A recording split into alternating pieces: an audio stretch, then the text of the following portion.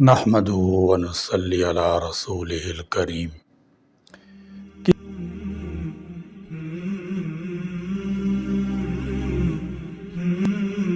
کسی بھی معاشرے کی ترقی کا راز تعلیم میں پوشیدہ ہے۔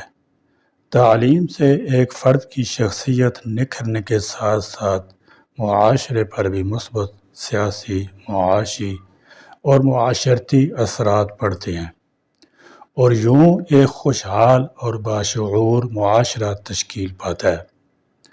ترقی کی راہ میں حائل سب سے بڑا مسئلہ نظام تعلیم کے جدید تقاضوں کے مطابق نہ ہونا ہے۔ اس حقیقت سے چنداں انکار نہیں کہ سائنس کے میدان میں بہت زیادہ ترقی ہوئی ہے۔ تعلیمی لحاظ سے بہت ساری سہولتیں میسر آ چکی ہیں، جیسے کمپیوٹر، انٹرنیٹ، موبائل اور دیگر ٹیکنالوجی وغیرہ۔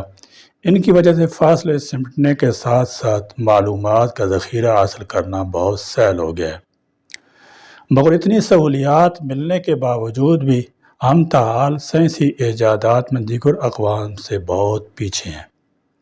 دنیا میں بہت تیزی سے تبدیلیاں رونما ہوتی رہتی ہیں، جن سے ہماری زندگی میں کئی اثرات مرتب ہوتے ہیں، لیکن ہمارا نصاب کے اہداف اور معیار، درسی کتابیں، اساتذہ کا معیار اور کتب خانے وہی ہیں جو آج سے عشروں پہلے تھے۔ ان میں کوئی مثبت تبدیلی نظر نہیں آتی۔ نصاب پر ہر 4-5 سالوں کے بعد نظر ثانی از حد ضروری ہے۔ بدقسمتی سے اس کو بہتر بنانے کے لیے ہم نے کوئی خاطر خواہ اقدامات نہیں کیے۔ دوسرے ممالک جو روز بروز ترقی کر رہے ہیں، اس کی وجہ یہ ہے کہ وہاں طلباء کو پڑھانے کے ساتھ ساتھ عملی طور پر بھی بہت کچھ سکھایا جاتا ہے اور ان کی دلچسپی کے مطابق ماحول دیا جاتا ہے۔ طلباء اپنے اساتذہ کے ساتھ بلا جھجک گفتگو کرتے ہیں، سوال پوچھتے ہیں، اور اساتذہ بھی جواب ایسے طریقے سے دیتے ہیں جس سے طلباء مطمئن ہو جاتے ہیں۔ اساتذہ ان میں سے تحقیق، جستجو کا جذبہ پیدا کرتے رہتے ہیں، جو کہ ایک بہترین اور مثالی تعلیم کی علامت ہے۔ طلباء کی صلاحیتوں کو نکھارا جاتا ہے۔ جاپان دنیا کا سب سے زیادہ ہائی ٹیک ملک تصور کیا جاتا ہے۔ وہاں آج بھی سکول، کالج اور یونیورسٹی کی سطح پر مختلف فنون کی تربیت دی جاتی ہے۔ سوال یہ پیدا ہوتا ہے کہ اس وقت جب پوری دنیا ڈیجیٹل کلچر اختیار کر رہی ہے، وہاں جاپان نے اپنے اسکولوں میں ہاتھ سے کرنے والے ہنر اور کرافٹ کو نصاب کا حصہ کیوں بنایا ہوا ہے؟ اس کی 2 وجوہات ہیں۔ جاپان ان ملکوں میں شامل ہے جس کو اپنی تہذیب، روایات اور رسم و رواج پر ہمیشہ فخر رہا ہے۔ یہی وجہ ہے کہ وہ 21ویں صدی میں بھی صدیوں پرانی تہذیب اور روایات کو سکھانے کا اہتمام کرتے ہیں، اور سکول کے نصاب کا حصہ بنا کر بچوں کو پرانی روایات سے آشنا کرانے سے بہتر اور کوئی ذریعہ نہیں ہو سکتا۔ مختلف تعلیمی مدارج کے طالب علموں کو ہاتھ سے آرٹ اور کرافٹ سکھانے کے پیچھے ایک اہم وجہ یہ بھی ہے، اب بہت سا وقت ڈیجیٹل کلچر میں بہت سا وقت سکرین پر گزرتا ہے، جو ذہنی انتشار کا باعث بھی بنتا ہے۔ ایسے میں سکرین سے ہٹ کر ہاتھوں کا ہنر اختیار کرنا یا کوئی تخلیقی مشغلہ اختیار کرنا ایک طرح بہترین مراقبہ ہے جو ذہنی سکون کا باعث بنتا ہے، تو دوسری طرف اس سے شخصیت میں توازن اور ملائمت پیدا ہوتی ہے، اور وہاں کے اساتذہ پہچانتے ہیں کہ کس بچے میں کیا صلاحیت ہے اور اس کو اسی انداز میں پالش کرتے ہیں اور بھرپور حوصلہ افزائی کرتے ہیں، جبکہ ہمیں اپنے تعلیمی نظام میں یہ باتیں دیکھنے کو نہیں ملتی۔ ہمارے طلباء کتابی کیڑا، ڈگری ہولڈر تو بن جاتے ہیں، مگر عملی میدان میں ناکام رہتے ہیں۔ تدریس کی ذمہ داری جن لوگوں کی سپرد کی گئی ہے، ان میں سے بعض تو جدید تعلیمی تقاضوں کو پورا کرنے کے اہل ہی نہیں ہیں، اور جو اہل ہوتے ہیں ان میں سے بیشتر اپنی ذمہ داریوں کو پورا نہیں کرتے۔ ہم ایسے معاشرے میں جی رہے ہیں جہاں نظام تعلیم میں بے حد تبدیلیوں کی اشد ضرورت ہے۔ بظاہر طلباء کی خواہش ہوتی ہے کہ وہ ڈاکٹر، انجینئر یا پائلٹ بن جائیں یا کسی اعلیٰ منصب پر فائز ہو جائیں، مگر شعور حاصل کرنے کی بجائے نمبر حاصل کرنے کی مشین بنے ہوتے ہیں۔ یہی وجہ کہ اب مقدار تعلیم نے معیار تعلیم پر فوقیت حاصل کر لی ہے۔ علم تو ہمارے بیچ رہ گیا ہے، لیکن وہ معیار نہیں، وہ جستجو نہیں جس کے لیے مشرق کے مسلمان مغرب کی اور مغرب کے مسلمان مشرق کی خاک چھانتے تھے۔ جاپان میں اخلاقیات کو باقاعدہ طور پر نصاب کا حصہ بنایا جاتا ہے۔ رول پلے کے ذریعے بچوں کو زندگی کے بارے میں چھوٹی چھوٹی اقدار سکھائی جاتی ہیں۔ ایک ویڈیو دیکھی جس میں کلاس روم کو بس کا ماحول دیا گیا تھا۔ تمام بچے مسافر کی طرح سیٹوں پر بیٹھے ہوئے تھے۔ ایک بچہ ڈرائیور تھا، اتنے میں ایک بچہ جو بزرگ کا روپ دھارے ہوئے ہے بس میں سوار ہوتا ہے، اسے سیٹ نہیں ملتی۔ تھوڑی دیر میں ایک بچہ سیٹ پر بیٹھا ہوا ایک بچہ بزرگ کے احترام میں کھڑا ہو جاتا ہے اور اسے اپنی سیٹ دے دیتا ہے۔ یہ بچے ابھی عملی زندگی سے بہت دور 6-7 سال کی عمر میں ہی اعلیٰ اخلاقی کردار رول پلے کے ذریعے سیکھ رہے ہیں۔ صرف نصیحتیں کر کے بچوں کو کوئی بھی چیز ذہن نشین نہیں کرائی جا سکتی، جبکہ کوئی رول پلے کر کے ان کو کسی کہانی کا حصہ اور کردار بنا کے بچوں کو اخلاقی اقدار سکھا سکتے ہیں۔ ایک طرف پاکستان کے تعلیمی اداروں میں نصاب کو نئے تقاضوں سے ہم آہنگ کرنے کی ازحد ضرورت ہے، جو دوسری اخلاقی اقدار کو نصاب کا حصہ بنانے کی ضرورت ہے۔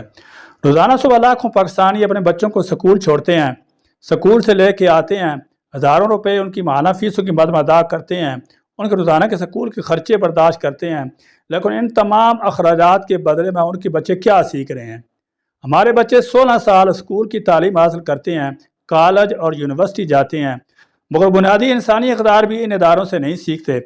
جاپان کے تعلیمی اداروں میں ٹائم مینجمنٹ بھی باقاعدہ طور پر بھی سکھائی اور پڑھائی جاتی ہے۔ یہ سلیقہ ہمارے طالب علموں کے ساتھ ساتھ ان کے بڑوں کو بھی سکھانے کی ضرورت ہے، جو عملی زندگی میں وقت کی کمی کا رونا روتے رہتے ہیں۔ تعلیمی نظام میں بہتری لانے کی چند تجاویز یہ ہیں۔ نمبر 1، تعلیمی اداروں میں تعلیم تدریس اور تحقیق با مقصد بہتر اور معیار ایسا ہو جس سے طلباء و طلبات میں علم و شعور صلاحیت میں اضافہ ہو۔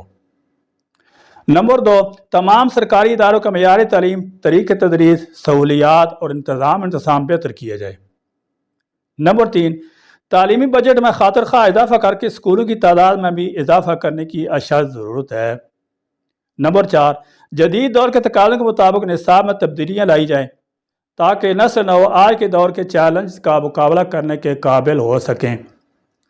نمبر 5، طلباء کی صلاحیتوں میں نکھار اور شخصیت کا ارتقاء ایک اچھے استاد کی بدولت ہوتا ہے، لہذا تعلیمی معیار کو بڑھانے کے لیے میرٹ پر اساتذہ کی تعیناتی کے ساتھ ساتھ ان کی بہتر تربیت بھی ضروری ہے تاکہ وہ بدلتے حالات کے مطابق طلباء کی تربیت کر سکیں۔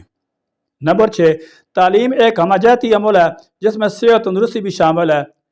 اس کے لیے غیر نصابی سرگرمیاں ضروری ہیں جس سے طلباء کی نہ صرف صحت بہتر ہوگی بلکہ ان میں مقابلہ کا جذبہ بھی پیدا ہوگا۔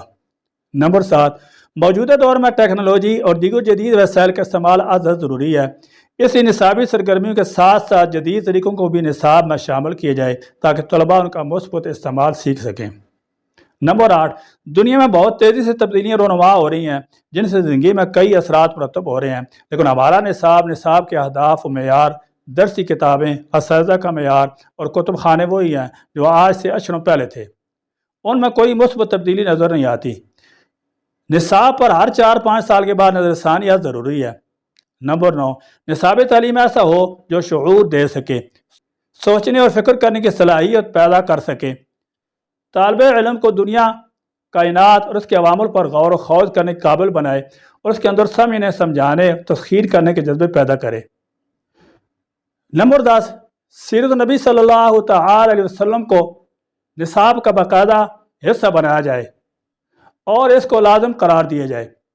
تعلیمی اداروں میں طلباء کی صلاحیت انہیں نکھارنا چاہیے اور انہیں فقط کتابیں پڑھانے کی بجائے جدید تقاضوں کے مطابق تعلیم دینی چاہیے تاکہ وہ ڈگری حاصل کر لینے کے بعد احساس کمتری کا شکار نہ ہوں اور اپنی ڈگری کے مطابق کام کر کے اپنی زندگی کو خوشحال بنا سکیں۔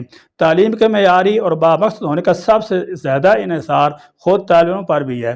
اگر وہ حصولی تعلیم کے سلسلے میں مخلص نہیں ہوں گے، ان میں اخلاص لگن کے ساتھ ایک جذبے اور شوق سے تعلیم اور تربیت حاصل کرنے کا ذوق پیدا نہیں ہوگا۔ اس طرح انسانی تعلقات میں بھی توازن کیسے قائم رکھنا ہے، سوشل میڈیا اور ڈیجیٹل ہنگامہ کی گہمہ گہمی میں اپنے کام پر فوکس کس طرح کرنا ہے، اسی طرح اعتماد بھی وہ خوبی ہے جو سکھائی جا سکتی ہے۔ گفتگو کا ہنر بھی سکھانا چاہیے، مکالمے میں اختلاف کو کیسے برداشت کرنا ہے کامیاب زندگی گزارنے کا بہت اہم ہنر ہے۔ آج طالب علموں کے ہاتھ میں سمارٹ فون موجود ہے، سمارٹ فون کے ذمہ دارانہ استعمال سکھانے کی تربیت بھی نصاب کا حصہ ہونا چاہیے۔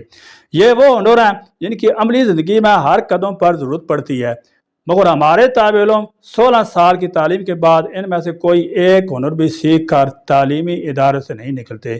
کیا یہ لمحہ فکریہ نہیں کہ ہر سال ہزاروں طالب علم تعلیمی اداروں سے صرف ہاتھ میں ڈگریاں لے کر نکل رہے ہیں؟ زندگی گزارنے کا سلیقہ اور قرینہ کیا ہے؟ وہ اس ہنر سے نابلد ہیں۔